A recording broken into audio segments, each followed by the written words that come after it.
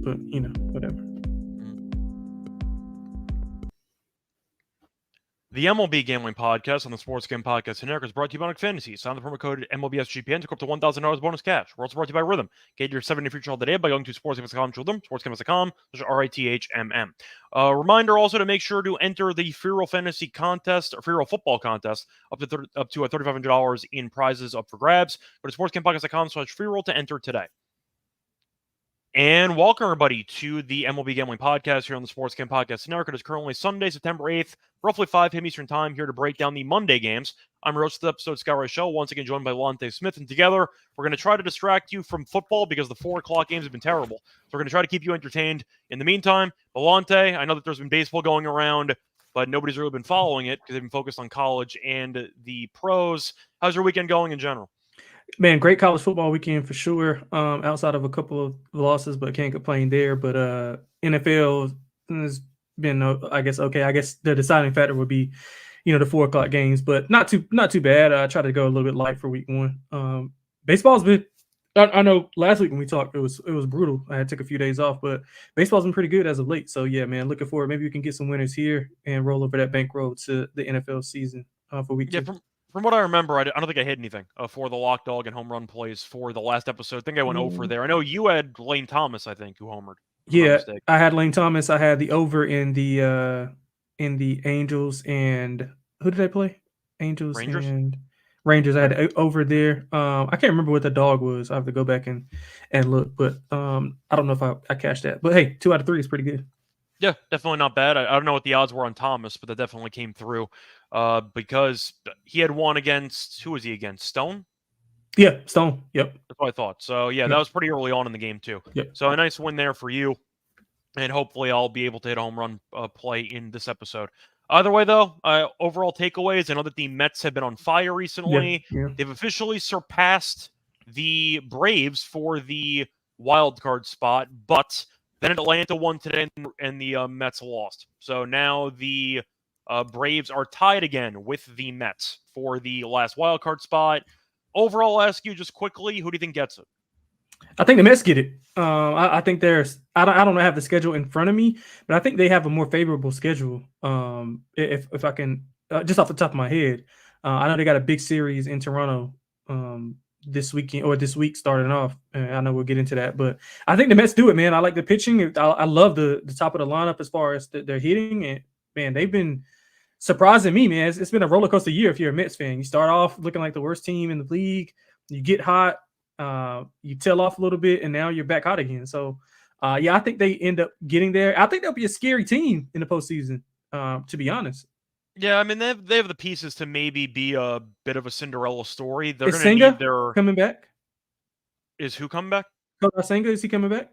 I don't believe so, but maybe like deep playoff run. I haven't heard anything about Senga for the last couple of months, but we'll see. The bullpen can always be a question mark, but it has been cooperating lately. I know that during the second half preview episode, I gave out the Diamondbacks and the Mets to make the playoffs. So hopefully the Mets get there too. Also remember giving out the Braves to miss, which was, I think, like 10-1 at that point. Like it was right before they started their implosion. So once again, that would work pretty well for me if you ended up seeing the Mets get there over the Braves, but did not get the job done on Sunday. Do want to ask you about one other team that we are going to talk about briefly on Monday, but actually, are they playing on Monday? Yeah, they are playing on Monday. I want to ask you about Boston because we know that this team was competing for a potential playoff spot about a month ago, and they just forgot how to play baseball. I just want to ask what your thoughts are on this team because what exactly went wrong for them? They used to be fun. Like, they just fell apart, and I can't explain it. I think maybe pitching is the case, and then kind of their offense didn't show up when it needed to show up. They were winning games early on with just outscoring teams, and then their pitching kind of picked up. The bullpen got a little bit better, and then it's been imploding since then. So I think when you couple that together with your depending on your offense to kind of get you out of certain situations, and then they go in a funk, then obviously your pitching goes a little bit downhill, and it goes downhill from there. So I think a combination of just the wrong place, wrong time type of theme, because their offense wasn't able to carry them when the pitching was down, and the pitching wasn't able to carry them when the offense was down. So I think a mixture of those two things are why we sit here today. And then I think they kind of let go of the rope a little bit as of late. They got a big series coming up, though. Big series coming up. I don't even know if it's big anymore. They're one game Well, for over Baltimore, 500. that is. 500. For Baltimore, it is what I'm saying. Yeah. For Boston, Yeah. they've been an absolute doormat for the last Yeah. month. But I think Devers is still extremely injured because watching him play, he can't hit the ball. I mean, he's been terrible for about a month.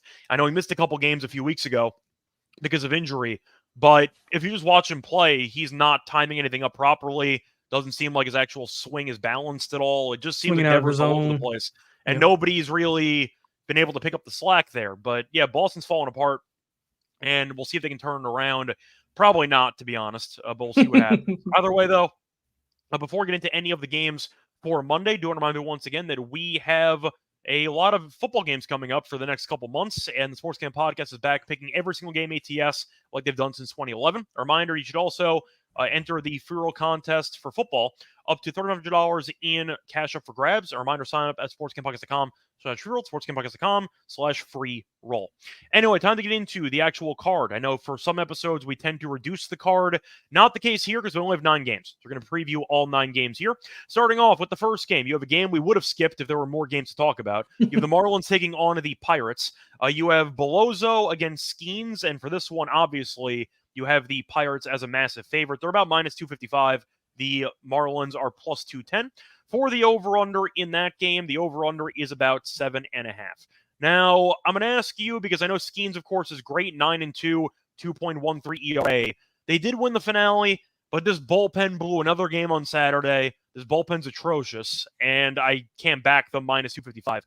I get the argument is Skeens is still great. If you want the Pirates, maybe first 5, like minus 1.5. I can't lay this with one of the worst bullpens in the league. Give me Miami, 255. I can't do that. Give me the Marlins. Yeah, I like the Marlins as well, man. If you just look, they've been really competitive, and they've been one of the teams like that's at the bottom that's kind of still fighting. They've won 6 of their last 10. They just came off a nice series win versus Philly, 19-6 in the last 2 games. Pittsburgh's inconsistent. They do take it up a notch whenever they're playing, whenever Skeens is pitching. They just can't, like you said, the bullpen. I mean, I can't trust them not laying this big of a number. Bellozo's, he had 7 home runs. Yeah, 7 home runs allowed in his last 4. That's kind of concerning. But again, do we trust Pittsburgh to hit the ball? And Pittsburgh has Skeens on a workload. I'm assuming that workload is 5 innings because he went 5 in each of his last 2 starts. He's had some some walk issues. He's had 4 walks in 2 of his last 4. So that's kind of concerning as well. Yeah, 255 is too big. I like Miami. If you want to do anything, lay like a first 3 innings run line with Pittsburgh, get a little bit more value than laying the first 5. So yeah, I think Miami can win this outright. Yeah, I remember a couple episodes ago we talked about Skeens, and I mentioned the idea of taking Pirates first 5 and the other team full game. Mm-hmm. And I think that was the Cubs, and that was like 8 or 9 to 1. Somebody sent me a screenshot of that on like Bet365, and it was like 8 or 9 to 1. That might be the case for this game too. Yeah, I agree. Pittsburgh first 5, Miami full game, because I don't trust this bullpen at all, and I think there's some value on Miami. Maybe even Miami team total. Might be 2.5 for this game. Like, that's a pretty low number. Yeah, you're right. Bullpen. You're so right. Keep that in mind. But I think Miami's got value. No chance I'm laying 255 with Pittsburgh in any capacity for this game. Moving on to the next one, you have the Rays taking on the Phillies. Rays were decent over the weekend as they were able to beat the Orioles in the last 2. Springs is pitching against Sanchez. Looking at the actual price here, Philly is about minus 200, and you're looking at the Rays being about plus 166. The over-under is set at 7.5. Now, Philly was not very good the last couple games over the weekend against Miami. As for Tampa, they were fine. They've won 4 of the last 6. Pitching mainly, they gave up 3 total runs in the entire 3-game series against Baltimore. In Baltimore, which is extremely impressive, but we know Sanchez has been really bad on the road, really good at home for the entire season. He has been better lately, so I do think that he's in line for a good showing. But Sanchez at home, 2.24 ERA. Tampa can't hit, but we saw Philly struggle offensively for the last couple games of that series too. So I'm going to go with the under. I think 7.5 is too high. Give me a low-scoring 4-2 type game. Yeah, I don't disagree with that. We just mentioned Philadelphia struggling against Miami, but they have been hitting the ball well. Sanchez, his hit rate's been up, and I read that Springs is going to be on IL, so I think they're going to switch pitchers here. I think he's had some like forearm tightness or something like that. I'm looking it up right now for a RotoWire. Yeah, he's out with elbow fatigue. So yeah, he's probably done for the year. Yeah, so you just keep them, it's monitor there. But I think Philadelphia is going to be the class in this series. I mean, I say it every episode, man. I can't figure out Tampa. I really can't. But I like Philadelphia in this spot, especially at home where they just came off, getting embarrassed by a lower tier team. So I think they come back and Sanchez kind of limits the hits. He's allowed 7+ hits in 6 of his last 9, so they kind of want to get that down. But Tampa can't really hit like that. Well, at least unless I'm betting on them, then they can't. I mean, on them, then they can't hit anything. But if I'm betting against them, they look like the 1917 Yankees. So, that's me with the Mariners, by the way. Yeah, like the Phillies here in the spot. Man, I would lay a 1.5. Yeah. For this one, I'm gonna lean under, but I don't really want to lay the price here with Philly. Just based on how they played offensively over the weekend. I'd rather just take an under, personally. Moving on to the next game, you have the Reds taking on the Braves. For this one, it's a makeup game, actually, from July. You have Martinez against Morton. For this one, Atlanta is about minus 170, minus 180, give or take. Over-under is about 7.5 or 8. I actually see an 8.5 on FanDuel. So a full run differential between FanDuel and Caesars, for example, if you want to shop around for either the over or the under. So keep that in mind. For this one, though, we know Morton has been fine recently.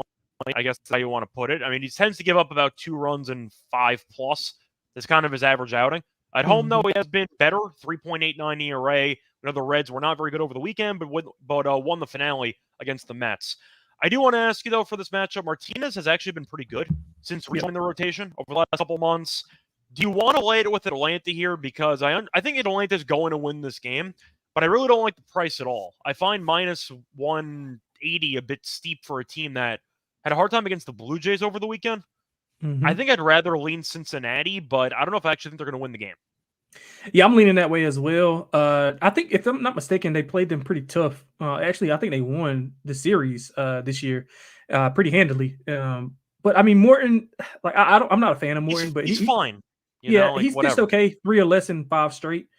His hit rate is still high, and if Cincinnati can kind of get things going offensively, we've seen them have outburst.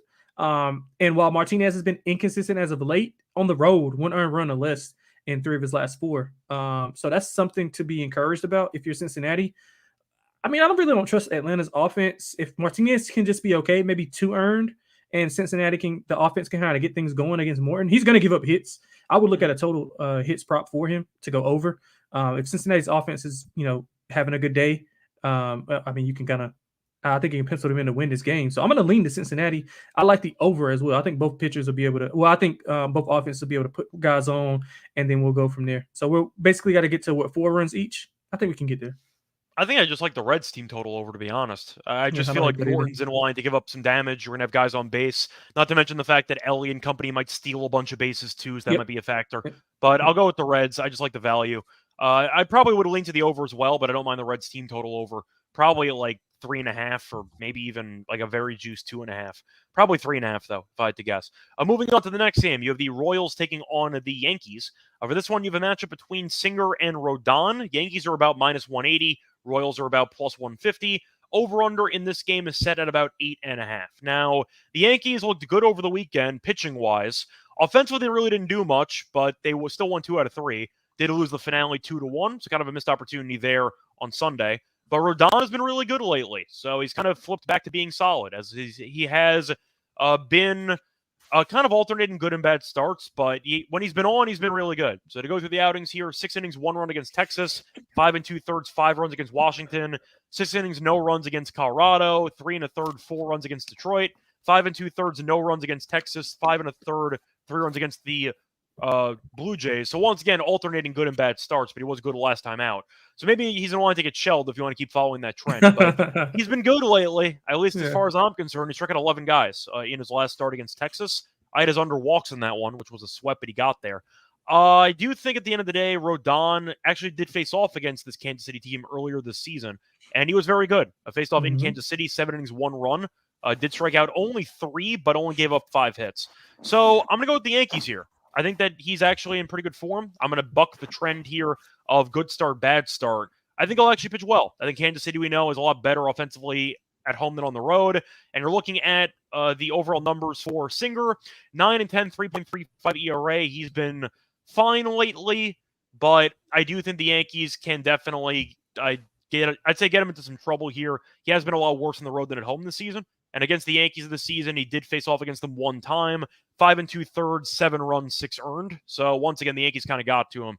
Give me the Yankees -1.5. Yeah, man, I love the Yankees in this spot. 3-1 head-to-head. All of those were in Kansas City. If you talk to some Yankees, by the way, I believe they. Yeah, absolutely, they blew it. I think they blew the 9th inning there in that last game. I think they blew it in the 8th. I think it was the 9th. I think Rizzo missed the play at first base, and then the Royals scored a bunch of runs. Yeah, maybe you're right. Yeah, okay. Yeah, that's true. Yeah, if you talk to some Yankee fans, I mean, they seem a little bit panicked, but to me, I think that we're right.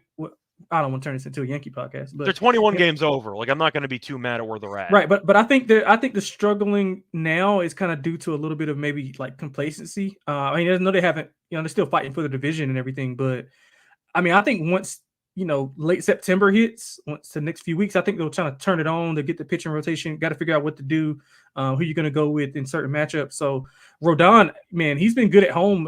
He's coming in off 11 2/3 scoreless at home. I think he'll be able to be fine against this Kansas City offense, who pretty much has been struggling as of late. They do struggle a bit on the road. Singer's hit rate has been a little bit high as of late. He has faced some tough offenses, but I think this series is a perfect get right series for. I put get right in quotations, but I think it's a good series for the Yankees. So I like Yankees -1.5. Love the team total over as well. Yeah, I feel like it's a spot where I just think at the end of the day, the Yankees will just generate too many chances. The bullpen has been a bit of a concern. I don't even know who's closing anymore because Weaver did a pretty good job in Chicago. So if they get the final inning or two under control, I just think the Yankees at home will look a lot sharper. But Rodon's been solid, and I think he'll keep looking that way, at least at home in this case. So I agree with you. I think part of the reason why Yankees fans are so annoyed is because of Cashman in general. And just history repeating itself, because you have LeMahieu who's still playing, you have Wells who's not playing against lefties, and Trevino sucks. He can't play. And you're looking at the decision not to call up Dominguez when Verdugo's been kind of a mess. Yeah, I don't get that either. So there are some reasons why the Yankees fans are rightfully annoyed. It's mostly at Cashman for some of the roster decisions. The team itself is fine. Like they're going to win the division most likely. I mean, it's close. Baltimore, though, apparently just doesn't want to win the division. They keep fumbling every chance they have to get it. But the Yankees are on pace to maybe have the best record in the AL. So record-wise, they're fine. But there are a couple of tweaks to make, and Cashman isn't making any of the tweaks. Right. I feel like that's kind of the problem. Yeah, I can agree with that. They got Heel back, they got Schmidt back, so the Warren experiment's over, thank God. And maybe the actual rotation will be good. Cole's locked in. Yeah, that's kind of how I look at it. Either way, though, before we get into any of the other games for the Monday card, I want to remind you once again that we are brought to Market Fantasy because they have a pick'em, which gives you a chance to win 1,000 times your entry. The NFL's back, and there are a ton of fun pick'em specials to get you started. You can have specials and boost on your flex entries. And a reminder that for the upcoming games, what do I want to go with here? Give me Stafford higher passing yards tonight against the Lions. I think they're going to have to throw it. Kyron Williams is now a punt returner, I guess. I don't really know what's going on there. Just give me the passing yards for Stafford in that one, whether it involves Kupp or even Puka. I think he's going to have a good game. And 300-something passing yards in the playoff game against the Lions last year. So I'll take that as well in the Dome. A reminder, though, sign up the promo code MLB SGPN to claim your special first-time deposit offer up to $1,000 bonus cash on fantasy promo code MLB SGPN. Welcome back, everyone, to the MLB Gambling Podcast. Just finished getting into the first couple games for the actual card on Monday. Time to keep it going. Just finished talking about the Royals and Yankees game. Next game is going to be the Mets taking on the Blue Jays. For this one, you have Blackburn against Bassett. For the actual money line price, the Mets are about -112. The Blue Jays are about -104, and the over-under is set at 8.5. Now, Blackburn hasn't exactly made many appearances with the Mets. He was injured, and now he's coming back off the IL. So we'll see how he looks after the hand injury. Was awful against the Padres last start, but of course he got injured there and was fine before that, kinda. He was very good against the Marlins and not great against Oakland, so we'll see how he does in this one. Bassett, though, has not been very good, and I feel like I'm being pretty generous. He's been kind of a mess for the last months. So last couple starts for Bassett, he has allowed 3+ runs in 4 of his last 5. So not exactly anything that's worth talking about in a positive way. He's been also really bad at home, so that's not going to help either. I think I got to go with the Mets here based on current form, and the Blue Jays did have to use these kind of relievers in the game on Sunday because they went to extras. So I think Bassett is in trouble here. Give me the Mets at a pretty cheap price. In better form, Toronto's got nothing to play for. Give me the Mets, but I am going to lean to the over as well. Yeah, I love the over. I thought it was going to be Peterson here, but I like Blackburn though. I think Blackburn's fine. Um, Bassett, man, that's he's just been horrible, man. 1-6 in his last 9 appearances, ERA over 5, 14 earned runs in his last 3 home starts. So to your like you mentioned, not been good at home. The Mets, I think they'll come in a lot more focused, a lot more to play for. Obviously, must win doesn't mean going to win. So kind of gotta be careful with that mantra. But I think Toronto's kind of sleepwalking here. I think the Mets handle business. I love the over. I would lean that way if I had to. I just think maybe if they close as a short dog, maybe I'll take them then. But current price, I'll just lean that way. Yeah, it just feels like the price is a bit off. I understand the argument is that Blackburn's off the IL on the Mets. You could argue on the road. They've been fine on the road, though. They're 7 over. Like, they're not a bad road team. So I just don't like Bassett at all. The line just feels off. So I'll go with really that. Good road offense, too. Yeah. They were best in the league for a little while. I'm not sure if they still are. I know first think 5 them and the Padres. First 5 they were really, really good. So they might get to Bassett early in that game. Moving on to the next one. You have the Orioles taking on the Red Sox. Now for this one, you have Povich pitching. For some reason, who's still in the league. He was good last time, though, so maybe he turned a corner. Against Bayo, who is 12-7 with a 4.75 ERA. Boston's -115. Baltimore is -105. For the over-under in this game, the line is set at about 9.5. Yeah, even though I'm not the biggest fan of Povich, I can't take Boston at a minus price against Baltimore. Boston's been horrible. I can't back this team. You're looking at how they've done. They won 2 out of 3 against the White Sox, but they have lost 6 of 8. They've been terrible. I can't back them. Give me Baltimore, hoping that Povich turned the corner in his last start. Yeah, I can't do it either. I mean, I could do first 5. Crawford's been fine, 2 or less in 4 straight. So you have Crawford. I see Bayo pitching. Oh, okay. My bad. Well, maybe I'm just all fucked up. But either way, I think Bayo's okay. I would prefer Crawford, to be honest, but pretty much just a fade of Povich. He's lost 6 of 7. He looked good versus the White Sox, but I mean, who doesn't? In 9.24 ERA in that span before the White Sox game. He did pitch okay versus Boston last month, so I guess if you're leaning to that side, that's something that you can harp on. But I like the over in the game for obvious reasons. Boston can kind of get their offense back on track. I think Baltimore won't have any problem scoring as well. I like Boston first 5 if you can get maybe a under a reduced, maybe like 104, 105.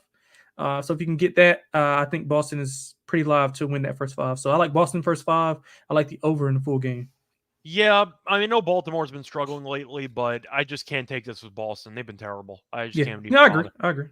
Moving on to the next game, you have the Angels taking on the Twins. For this one, matchup is going to be between Detmers and Festa. For the actual money line, the Twins are -185. The Angels are +155. For the over-under, the line is set at about 8.5. For this one, I'm going to go with the Angels, actually. I know they weren't great over the weekend. They were fine, I guess, against the Rangers. Mostly about Detmers. Actually looked very good in his last outing, his first start back off the IL, as he did a good job against the Dodgers. The last start, he ended up striking out 10 guys, 6 innings, only 3 hits allowed. So he did a pretty good job. They did lose the game in extras, but that's not his fault. I thought he was solid in general, which is a pretty good sign. I know that he was very good in his last couple AAA starts. So he's in kind of good form. As for Festa, he's been okay. He has given up less than 3 runs in 4 of his last 5, but he goes basically no length. So usually he's going to give you 5 tops. Occasionally he'll give you 6. He did against the Braves, for example. But I think I'm going to take the plus money. The Twins have lost each of his last 3 starts, and the Angels have been bad, but not awful lately. I think Minnesota's a bit overpriced here. I'm not a big Festa guy, and I think Detmers actually looked pretty good last time out. So give me the Angels at +155. I think Minnesota should be favored, but probably like -140, -150. 185 is massive. I'll take the Angels. Yeah, I don't disagree with you. I'm going to look at the first 5 under. Detmers did look good against the Dodgers, who have been in good form, and I thought he pitched really. Yeah, and I think he's pitched pretty well. Minnesota's offense has been struggling kind of up and down over the past few months. I think that's the reason why they fell out of that division race. Festa's been, like you said, okay. His numbers are, like, his record-wise is bad, but if you look at the ERA and the numbers, I mean, he's allowed 3 or less in 6 straight. I know you said 4 out of however many, but in 6 straight, he's allowed 3 or less. So that's something to kind of look forward to. He's not going to go a lot of length. So I'm going to get in and get out. I like the first 5 under, thinking both teams the offenses of each team can kind of maybe 1 run each, maybe 2-1 and I'll get under this number. So I like the under in the first 5. All right. Moving on to the next game, you have the Guardians taking on the White Sox. For this one, I don't even know if it matters who's pitching, to be honest, but you have Lively pitching for Cleveland, and you have Nastrini pitching, who for some reason is still in the league, because we're going to get into his numbers in a second. So Lively and the Guardians are about minus 240. For the actual over-under, the line is set at about 8.5. Now, Lively this season has been solid. He's 11-9, 4.07 ERA. However, he was not very good his last 2 starts, 8 in the third, 10 runs allowed, so he has kind of hit a bit of a wall. But then again, we saw Povich shut down the White Sox, so maybe Lively's in line for a good outing. As for the White Sox, you have Nastrini pitching, who's 0-7 with a 7.79 ERA. Last start, he ended up giving up 4 earned runs, 7 runs total, walked 6 guys in 1 2/3 innings. Yeah, he's not any good. So I guess I'm going to ask you a simple question here. Do you want Cleveland run line, or do you want to go for the White Sox? I'll go alternate Cleveland run line. I think they smash. We don't even need to spend a lot of time on this game. Well, just for the actual price point, I see Cleveland minus 1.5, so about minus 142, give or take. Yeah, so it should be about even money, 2.5. Probably plus 105, plus 110, if I had to guess. But I'm trying to look at the actual head-to-head numbers between these teams, because I'm pretty sure Cleveland, it's not a shock to say this, I think they own this team. To go through the head-to-head history, no, it's actually wrong. It's 5-5. So Cleveland, if they lose the division, they can blame the White Sox, because somehow they're 5-5 against this team. But I think for the sake of this matchup, I can't back Nastrini. Especially after what happened last start, I can't even bother. The White Sox are 33-111. I said back in April they were going to lose 120 games. We're on our way. We need 9 more losses. We're on our way. So hopefully they get there, and I can brag a little bit about it. But point is, the White Sox are awful. Pretty affordable price for a Guardians team in first place that has kind of been playing good baseball lately, as they ended up losing 2 out of 3. They lost the second game to the Dodgers. I mean, they won the first game. They are down 2-0 right now. But the Dodgers in LA, we probably all thought they were going to end up losing that series, so not a shock there. But they've been good against bad teams, so I think they can keep it up in this one. Give me the Guardians minus 1.5 as well. I think Lively's fine. Maybe the over, if you want to go for a play on that. Or like Nastrini walks as a potential option for a prop. But I think Cleveland wins this game going away. And moving on to the last game on the card, speaking of the Dodgers, you have the Cubs taking on the Dodgers in this one. This is the late game taking place at around 10 p.m. So you have Hendricks against Buehler. Not exactly the best pitching matchup in the world. The over-under is 9.5. For the actual money line, you have the Dodgers obviously as favorites. They're about minus 174. Cubs are about plus 146. Now, Hendricks, we know, is not very good. Buehler's been bad this season too, but he was decent last start. Last 2 starts, he has given up just 4 total earned runs allowed, but he gave up 4 runs against the Orioles. Only 2 of them were earned. Was decent against the Angels, though, last time out. 5 innings, 5 hits, 2 earned runs. Both solo home runs, though, so a bit of a home run issue for him. But for this one, I think I got to go with the over. I'm not going to try to overthink this. The Cubs were awful offensively over the weekend against the Yankees. I get it, but the wind was actually blowing quite in against really both teams. That's why every game was a rock fight, because it was Wrigley with the wind blowing in. So I expect the offense to wake up a bit more here. Buehler, though, has been a mess. Hendricks has been awful, 3-11, 6.6 ERA. I got to go with the over. One of these teams might score 7-8 runs. It is possible with these starting pitchers, so I'm going with the over. Yeah, this is going to be my lock of the show. I love the over. I think we're getting a little bit more value here because of that low-scoring affair that happened in Wrigley. So I like both. I like both offenses to kind of get things going against the opposing pitchers. Been a bit erratic. I mean, Buehler's not been good at all, and Hendricks has been rocky since the beginning. I think both offenses can take advantage and score some runs here. I think I want to say we can get both teams to like 5 runs here, to be honest. So I love the over in this spot. Yeah, I love the over in this spot. I agree. I don't want to lay this with Buehler, though, so maybe just take the Cubs team total if you just want to fade Buehler by himself. But Hendricks has been awful. I can't back him at all. Anyway, that's going to do it for all the games on the Monday card. Now it's time for the lock and dog picks and the home run picks. But part of that one run bill, once again, they're brought to you by Rhythm, because if you ever wanted to build your own sports betting model, Rhythm can help you with that, because Rhythm does have a ton of predictive betting models that they can produce for you in seconds, or you can make your own on your own. Get predictions on money line, spreads, totals, and props for the NFL, for college, for WNBA. They really have lines on basically every single sport, so keep that in mind. A reminder, though, you can build your own model or copy one of the top performing models from the leaderboard, or press build a model for me, and Rhythm can give you predictions for every game and player props. A reminder, they also have a bunch of stats, research, and trend analysis to give you even more betting insight. And a reminder, Rhythm does have some plays that have been working quite well in college football. They had the under in the Colorado-North Dakota State game, which got there at 59.5. So once again, check out Rhythm if you want some quick predictions on some games. A reminder, though, you can claim a free trial if you want to test out the actual platform. 7 days, free trial. I'll go to sportscampbox.com/rhythm, sportscampbox.com/RITHMM. We're also brought to you by Game Time. Game Time is now an authorized ticket marketplace of the MLB, which makes getting tickets faster and easier. And a reminder, prices on the actual app go down closer to first pitch. They have a killer last-minute deals, all in prices, use some receipt, and the lowest price guarantee. Game Time will take the guesswork out of buying MLB tickets. And my favorite feature is the image of seat views feature, which tells you the exact view you would be getting and shows you a photo of the view you would be getting from a specific seat, so you know exactly what to expect, and you're not going to be buying potentially bad seats that don't warn you about some potential obstructions, maybe a pole, maybe you're sitting and there's some type of a wall blocking some of your ways. There are some really odd actual seats available in some ballparks, which you really don't want to pay for. So keep that in mind. Make sure to use that feature when you end up buying stuff, not even just for sporting events. They also have stuff for actual concerts, for comedy shows, a lot of different events that Game Time has you covered for. But a reminder, when you end up using the actual app, create an account, and you should also download the app, obviously. Use the code SGPN for $20 off your first purchase. Terms apply. Again, create an account and redeem code SGPN for $20 off. Download the app today. Last minute tickets, lowest price, guaranteed. Welcome back, everyone, to the MLB Gambling Podcast. Just finished previewing all the games for Monday. Now it's time for the lock and dog picks.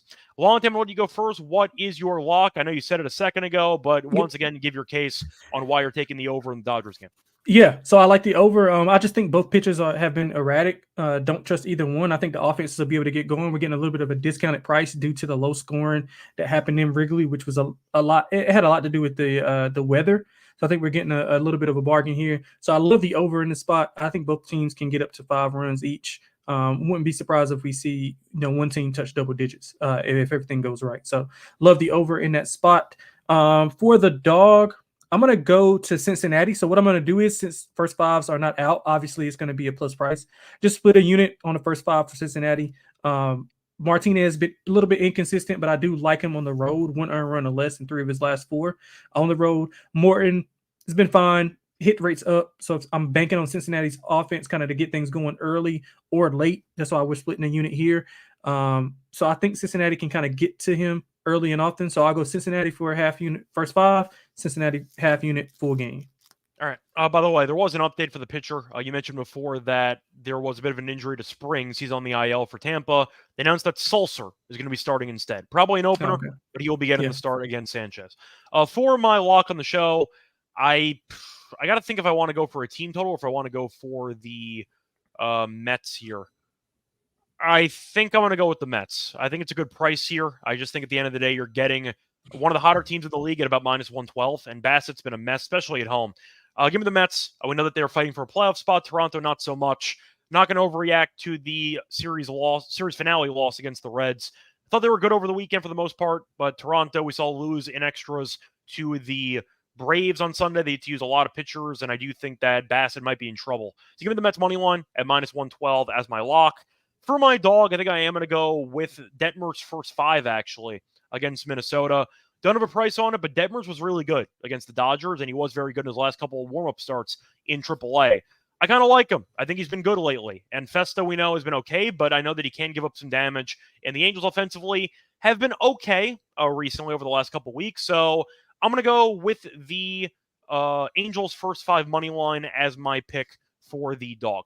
Anyway, time to get into the home run picks for this episode. Lonte, you hit your one last episode with Lane Thomas. What is your pick for the Monday card? Yeah, so I like Marcell Ozuna to go deep. He's been hitting the ball pretty well. He's got a hit, at least 1 hit in 6 of his last 7. Actually, that was since the month of September began. So he's been pretty hot there. Hasn't hit a home run, though, since August 20th. I think that changes tomorrow. Mentioned that Martinez has been a little bit inconsistent, so if he can hang one a little bit over the plate, I think Ozuna can take advantage here. So I think Ozuna can go deep tomorrow, maybe even twice. So sprinkle on the two home runs. I think he has a pretty good day tomorrow against Cincinnati. Yeah, so I think I'm going to go back to the Mets game because Bassett has been giving up some home runs lately, and a lot of them were at home. I'll give up 2 against Philly. I want to say both are by Schwarber because that's a safe guess. But the point is, they gave up 2 to. He gave up 2 to Philly, gave up none to the Angels, gave up 2 to the A's, 1 to the Orioles, and 1 to Tampa. 2 to Detroit. So once again, he has given up a lot of home runs recently at home. And the Mets, we know, have been swinging the bat well lately. Looking at his numbers career-wise against the Mets, I am wondering how many guys he's faced. So Alonso's 0 for 3. Lindor's 3 for 12. Trying to find out if there's anybody I'm tempted by for this game. The only guy to hit home run against him was Lindor in his respective career, but I'm kind of feeling a play on Vientos here. I think Vientos has been swinging the bat pretty well. We saw him have a couple home runs against the Reds on Friday. He also had a home run against the Red Sox on Tuesday. So he's had some home runs recently, and I do think he can perform well in the spot. But you're looking at his numbers, and I do think he's a guy that can do some damage. He has had a pretty solid season in general at home and on the road, but Bassett's been struggling giving up some home runs. I think Vientos can take him deep, so I am going to go with Vientos as my home run pick for the Monday card. Anyway, that's going to wrap it up. We're going to try to get out of here quickly so you can get back to watching football. You can find me on Twitter at Reichel Radio. Find me on the NBA show, the WNBA show, and the tennis show as well. Until next time, you can find Lonte on Twitter as well at XXLonteXX. Until next time, good luck to all of you and all of your bets. Bye, everyone.